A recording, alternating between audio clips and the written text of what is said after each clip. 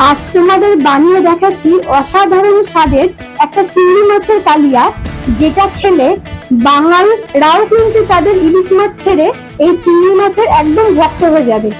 তার জন্য পুরো রেসিপিটা দেখতে থাকো। এখানে আমি নিয়েছি 750 গ্রামের মতো চিংড়ি মাছ। এবার চিংড়ি মাছগুলো ভালো করে ধুয়ে পরিষ্কার করে আমি নুন হলুদ মাখিয়ে নিচ্ছি। এবার কড়াই দিলাম বেশ খানিকটা সর্ষের তেল। সেই সর্ষের তেলের মধ্যে দুটো বড় সাইজের আলু লম্বা লম্বা করে কেটে নুন হলুদ মাখিয়ে আমি ভালো করে ভেজে নেব। আলুগুলো বেশ লালচে করে ভেজে নেব। আলুগুলো ভাজা হয়ে গেছে, এবার আমি আলুগুলো তুলে নিলাম।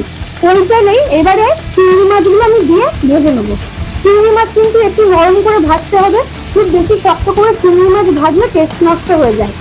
এবার চিংড়ি মাছগুলো আমি তুলে নিচ্ছি। এবার বাকি তুলে দিলাম 5 ফোড়ন।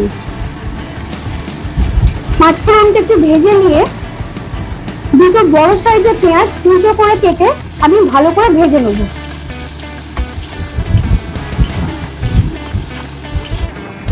দিলাম 1 চামচ আদা রসুন বাটা,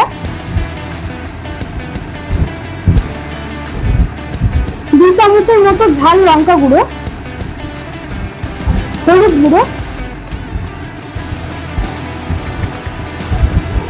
1 চামচ গরম মশলা।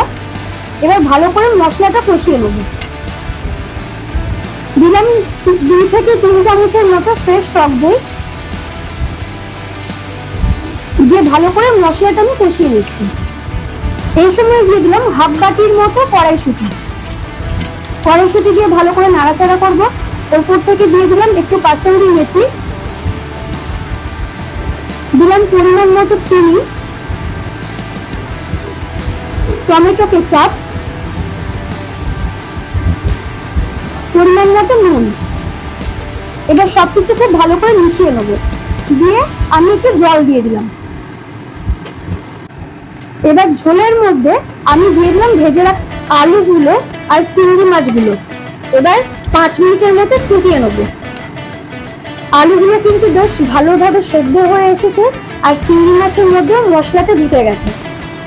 রান্নাটা কিন্তু একেবারেই হয়ে এসেছে। আশা করব এই রেসিপিটাও তোমাদের ভালো লাগবে। রেসিপিটা ভালো লাগলে অবশ্যই একটা লাইক কমেন্ট করে জানিও কেমন লাগলো।